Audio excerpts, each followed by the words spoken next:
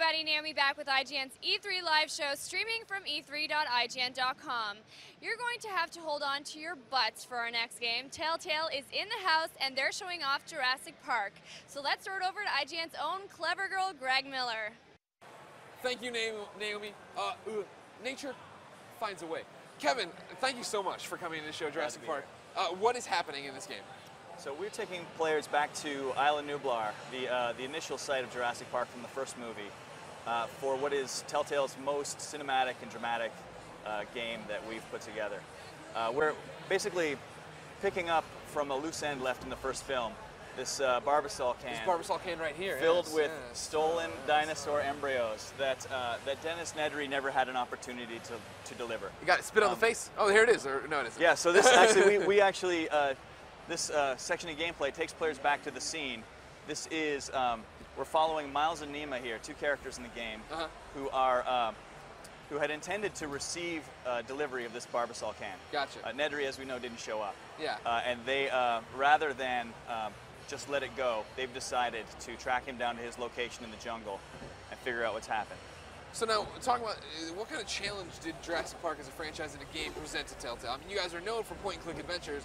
Clearly, this one is very, very different from what you normally do. Oh, absolutely. I think that, the content certainly is more dramatic, less comedic than a lot of Telltale's games.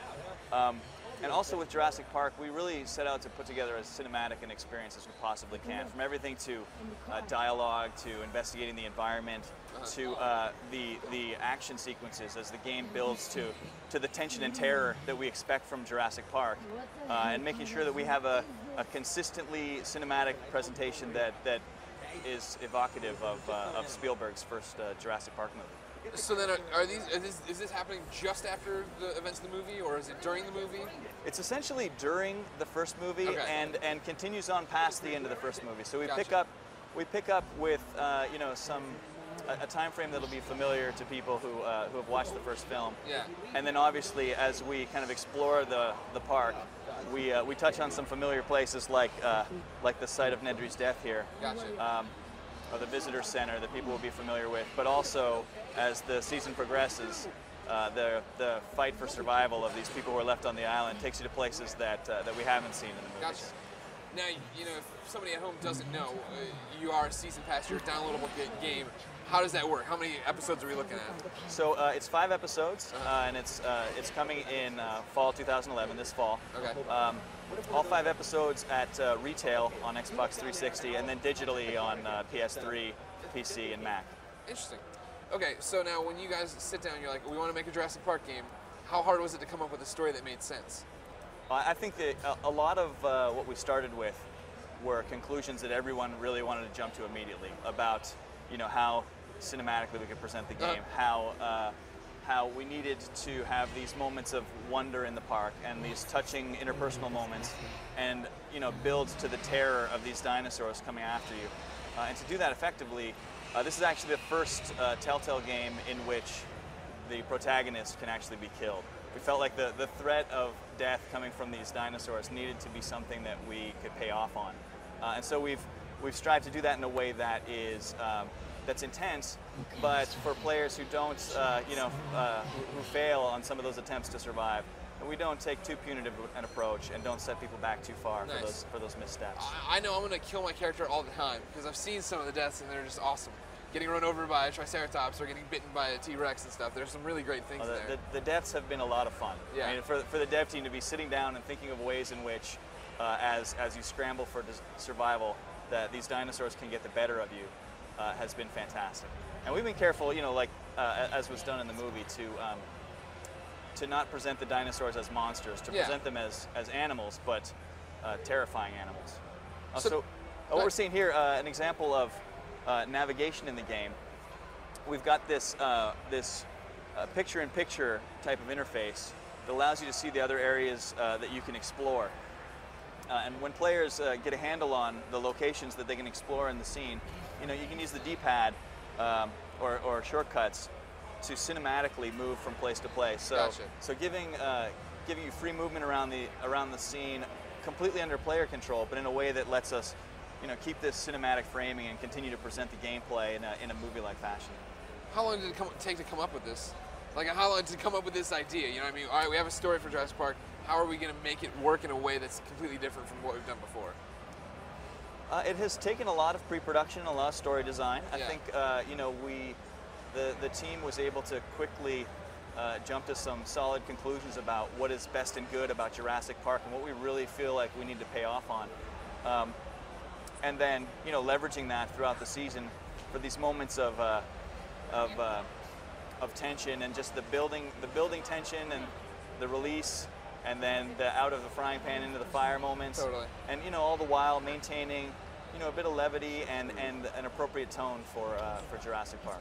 As far as controls, I mean, where did you look for inspiration? I mean, you watch some of it. It kind of gives off the you know, feel of Heavy Rain or something, right? Where you're not really necessarily moving your character, but there's button prompts around for you. Yeah, I think Heavy Rain is an example of, you know, of successful cinematic gameplay. Yeah. So that is you know, that's out there as one of the examples of people doing that right.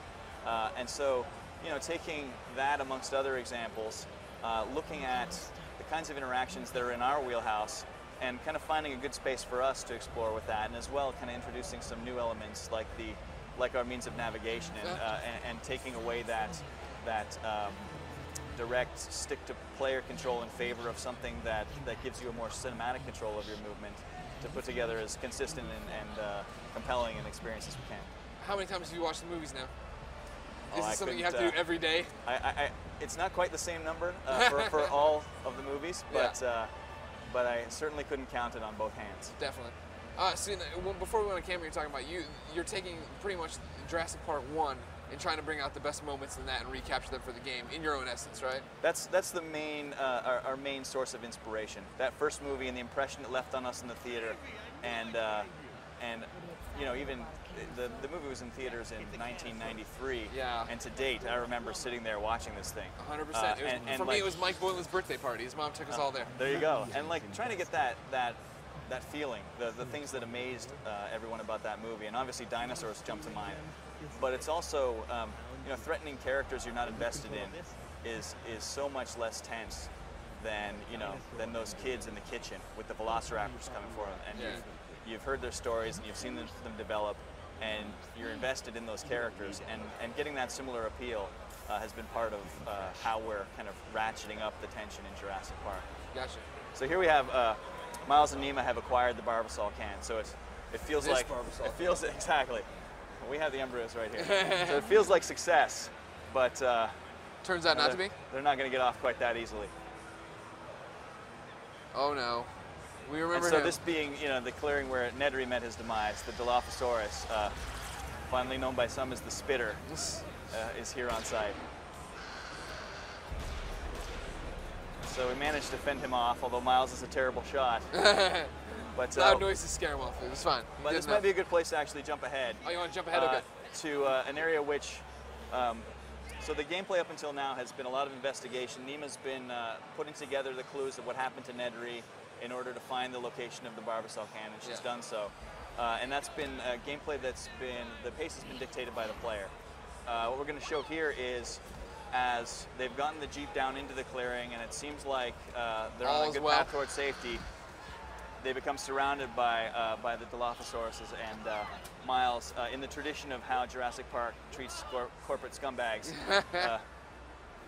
experiences death by dinosaurs. Yeah, you point out a good thing there. You know, corporate scumbags. We're playing as these people. Like, I always thought Nedry was a bad guy. Are these guys bad as well? Nedry is a bad guy, and Miles, I think you could put in that category as well. Nima's story is a little more complex than that. I don't think you could file her squarely in either column, but. You know, our approach has been to basically allow the player to control characters in the scene, and sometimes multiple characters who have aligned goals. So, you know, you'd never find yourself playing a protagonist working against an antagonist, and then the antagonist working against the protagonist. It's always the people who are who have the motivations that are cleanly aligned with our main characters. Great. They don't let her go. They're not going to let her go easily. They're you can't pretty rationalize relentless with the dinosaurs. I think that first guy got enough to eat with Nedry, but but well, now that we're was dealing quite with the the crowd, Sorry, Nedry. So now this is what you're saying is like, you know, away from, there's more moments like this in the game than. Yeah, exactly. So this is, you know, we have some of those slower moments and, you know, the wonder of the park and those touching character moments, but inevitably in Jurassic Park it builds to these terrifying, intense, scramble for your life moments. Yeah, yeah. And so in this instance, it's with the Dilophosaurus, or multiple Dilophosauruses. You know, obviously you couldn't do a Jurassic Park game without Velociraptors, Tyrannosaurus Rex, Triceratops. Yeah, yeah. We've got, you know, Parasaurolophus, even an aquatic reptile later in the story. Spoilers. And we also, oh, here we go. Oh. Death animation. Oh my God, you got the DNA guy there to pop up oh and yeah, tell you Mr. stuff? DNA, a little bit of levity there. Dino DNA. Yes.